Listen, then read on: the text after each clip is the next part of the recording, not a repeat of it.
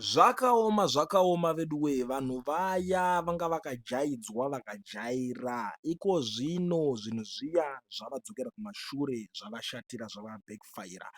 Mhuri yeZimbabwe tiri kuziva tese kuti kuMozambique hakusi kudanwa anonzwa ende hakusi kudyiwa rinopisa, nekuti iko zvinezve situation yakatochinja. Makazvionera mese, mabhodha akavharwa, vanhu vari kungopopota vachitaura kuti hazviite, kana iriyo fure rimo yacho yeikoko yakadyiwa this time, ngairegedze kuda kutibiridzira ichitaura kuti yakahwina. Saka nyaya iripo panapa, vari kuzikanwa veFrelimo kuti vari kushanda vachibatsirwa nebato reZANU-PF zvakanyanyisa, ndo rinenge bato rinenge richivasapota, riri kuvasimbisa pazvese, ende zvekare bato irori ndiro riri kuzikanwa kuti rakabata utungamiriri hweSADC chairmanship. Saka iko zvino pave kubuda nyaya mushure mekunge paitika zvese zvaitika izvi, pave kunzi kuMozambique mademonstrations ari kutotadza kupera nekuti vanhu vari kuvava, vanhu vari kujamuka zvakanyanya. Saka nyaya yatasangana nayo pano iri kunzi several Zimbabwe military trucks have been spotted driving towards Mozambique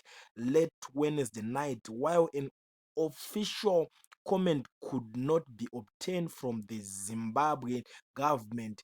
Impeccable sources told ZimI that ZDF has been deployed to Mozambique ahead of a demonstration set for 7th November 2024.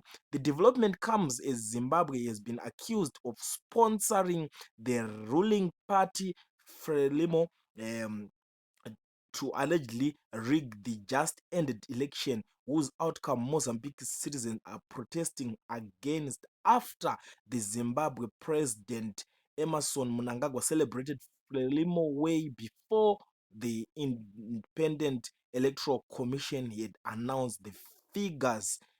Ndo mashoko ari kubuda achitaurwa panapa pabepa reZimI, ndo mashoko avari kubudisa kuti saka zvadaro ndo pari kunzi patumirwa vakoma namauto kuti vaende kuita zvavakajaidzwa vakajaira kuita kana vari kunyika yeZimbabwe, zvekurambidza vanhu kudemonstrata. Saka kuMozambique inyika yekuti pachayo inobvumidza zvemademonstrations, saka ndo kwakunzi manje kwaendwa, vakuda kuita matactics kana kuti maskills avakajaira kuita kunyika yeZimbabwe kuti vaende kunorambidza vanhu kuti vange vachidemonstrata. Ndo nyaya iri kutenderera, nyaya iri kupisa, nyaya iri kutemesa vanhu musoro. Iko zvinezvi vanhu vari kuita kushaya kuti vonyarira papi, nekuti zvinongonyadzisa kuti bato ranga ragara rane makore richingotonga imomo rozongonzi radyiwa rave kunzi richibva ipapo, zvinhu zvinonyadzisa kwazvo. Saka vanenge vava kunyara kubva ipapo, ende chimwe chinhu chinokonzeresa zvekare kuti vanhu ivavo vachinge vazokwanisa kunge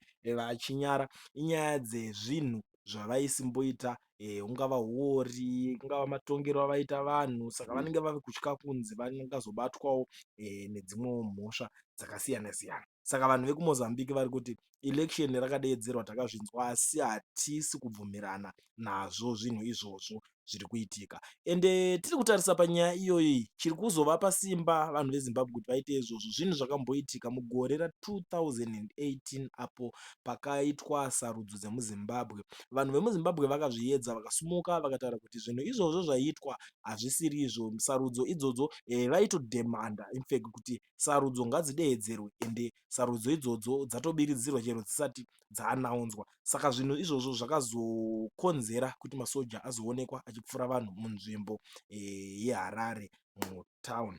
Ndo zvinhu zvakaitika kumashure apo. Saka ndo zvimwe zvezvinhu zvavanenge vakuda kuedza kuda kunoitawo kunyika yeMozambique, nekuti zvinhu zvakamboitwa neZimbabwe kumashure uku.